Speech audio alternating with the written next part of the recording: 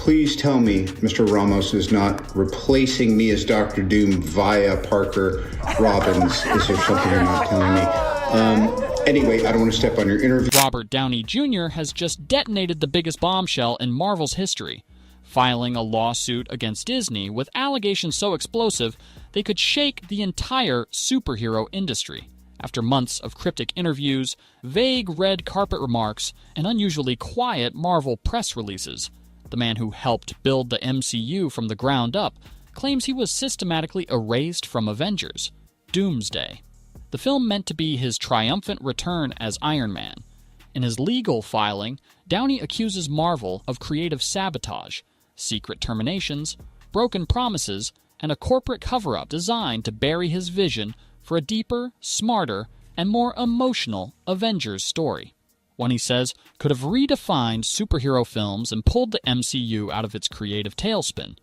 Now, leaked emails, confidential memos, and whispers from cast members paint a picture of a studio quietly turning against its biggest star. The co-stars are silent, the lawyers are circling, and the industry is holding its breath.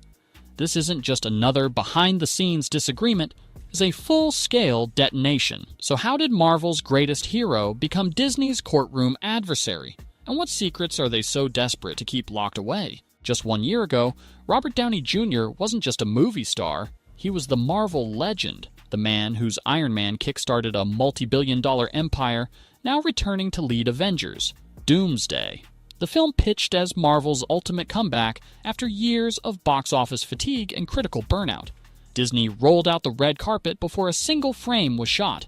Billboards promised the rebirth of the MCU, fan events teased Tony Stark's most emotional journey yet. And Downey was once again the face of a franchise that desperately needed saving. The casting was bulletproof. A-list talent stacked alongside him. The hype? Off the charts. This was supposed to be the movie that erased Marvel's recent missteps and reminded the world why the MCU dominated pop culture for over a decade. But behind the PR smiles and the high-budget teasers, the cracks started forming, and fast. Because while Marvel wanted a safe blockbuster to win back mainstream audiences, Downey had something else in mind.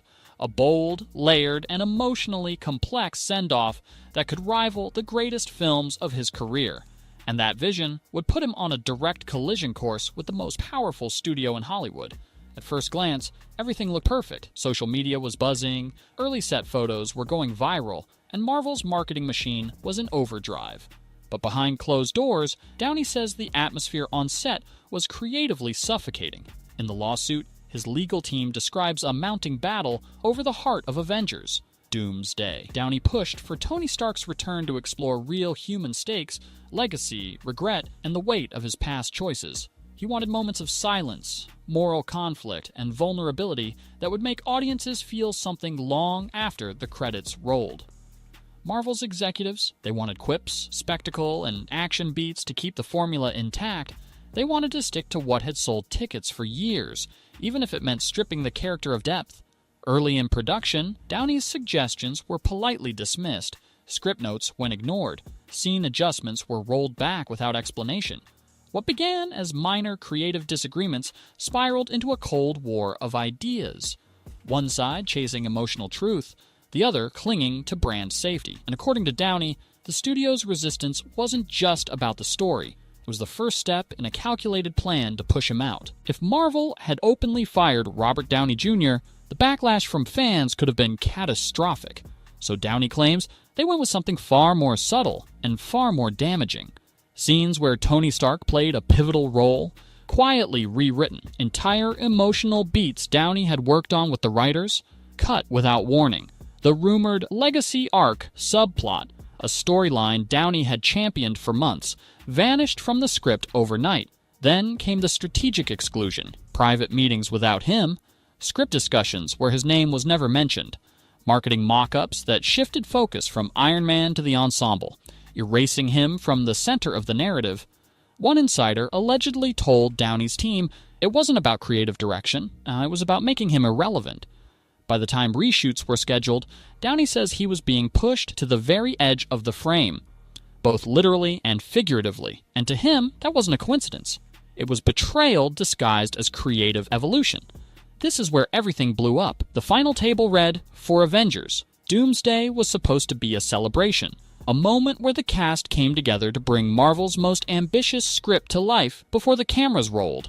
But according to the lawsuit, it became the turning point that sent the entire production into freefall. Robert Downey Jr. walked into that room carrying a script that looked like it had survived a war. Pages covered in handwritten notes, emotional monologues expanded, entire chunks of dialogue crossed out. He wasn't just reading lines, he had rewritten entire sections of the film.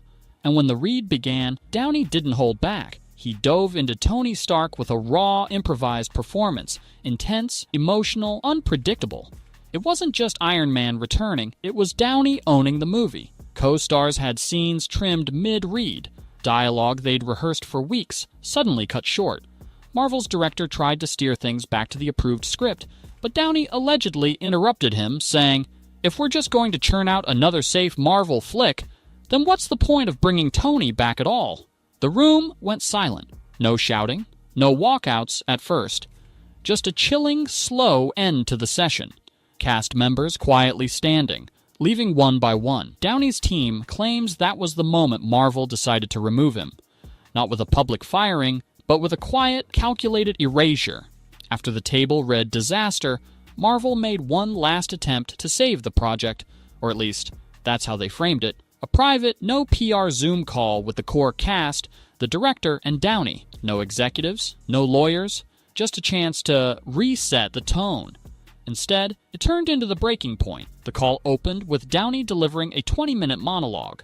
Not about contracts, not about compromise, but about art. He spoke about Tony Stark as a cultural symbol, about responsibility, about the human cost of heroism. He quoted philosophers. He referenced Stan Lee. He argued that his version of Stark was closer to Marvel's original vision than the script Disney had approved. When one co-star, rumored to be one of the film's new Avengers, began to speak, Downey cut them off. This isn't about hierarchy, it's about legacy. From there, the energy shifted. One cast member left the call, then another. Within minutes, most of the faces on screen had vanished. By the end, Downey was speaking to just a handful of stunned colleagues. That, according to his lawsuit, was the moment he realized he was finished. Not officially fired, but locked out, boxed into a corner where staying was impossible. If Downey's claims are true, Marvel never intended to fire him outright. Instead, they executed what the lawsuit calls a stealth dismissal. Step 1. Strip the script of Tony Stark's emotional arc. Remove the moral weight. Make him replaceable. Step 2. Shift all marketing to focus on the team. In trailers, posters, and promo materials, Stark's role became a footnote. Step 3. Quietly prepare for his replacement, using the multiverse plotline to introduce an alternate Iron Man, testing new actors behind closed doors. On paper, Downey was still in the movie. In reality, his presence was being erased. One insider allegedly told a production assistant, "They didn't fire him, they just made it impossible for him to stay." For Downey, that wasn't just a breach of contract. It was a personal attack. And now, in court, he isn't just asking for damages. He's asking for something more dangerous to Disney: public accountability. When Robert Downey Jr.'s legal team filed the complaint, it wasn't just a fight over a role. It became a window into Marvel's most closely guarded inner workings. The documents detail a pattern Downey calls systematic creative sabotage. He alleges Disney deliberately buried his contributions, altered contractual terms without consent, and used selective leaks to the press to paint him as difficult and uncooperative. The filings even reference internal emails and memos that read like something out of a Hollywood tell-all. One Marvel executive allegedly wrote, "Robert's intensity isn't the problem. The problem is he thinks he's bigger than the machine." Another was even harsher. "We thought we were getting a return of the icon. Instead, we got a lecture in a metal suit." The lawsuit also claims Disney began shooting partial sequences with other actors as contingency Stark replacements, long before Downey realized he was being pushed out. This, his lawyers argue, proves the studio never intended for him to remain the face of Avengers. Doomsday. Suddenly, this wasn't just a Marvel scandal, it was an industry expose. After the lawsuit hit the headlines, Marvel went into complete lockdown.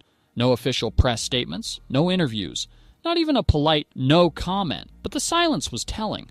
Several co-stars signed on to big new projects within weeks, including deals with rival studios like Warner Brothers and Paramount.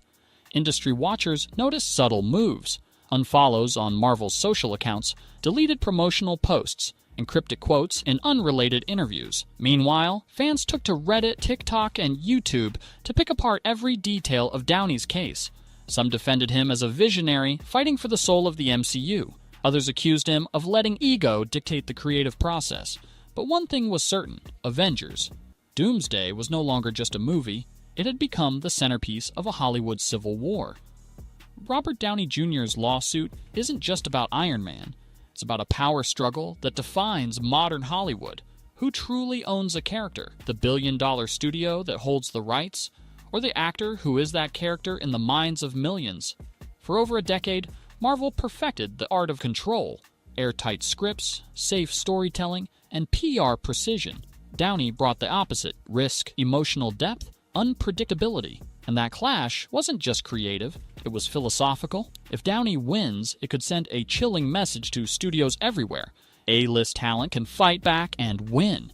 If he loses, it reinforces the idea that in blockbuster franchises, even legends are disposable. Either way, the outcome will echo far beyond Marvel. Robert Downey Jr. was supposed to be Marvel's greatest comeback story. Instead, he's become the lead in its most explosive off-screen drama. What began as a dream return for Iron Man has spiraled into a courtroom showdown that could expose the studio's deepest secrets.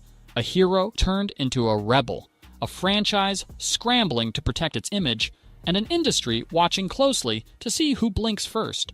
Will Disney settle quietly, paying Downey to keep the real story buried? Or will they fight to the bitter end, risking every email, memo, and behind-the-scenes betrayal becoming public record? One thing's for sure: Downey isn't backing down. And if even half of what's in this lawsuit is true, Marvel might have just created its most dangerous villain yet. Not on screen, but behind the scenes. So what do you think? Is Robert Downey Jr. the misunderstood genius trying to save the MCU from itself, or a rogue actor willing to burn it all down to prove a point? Because this battle, it's only just getting started.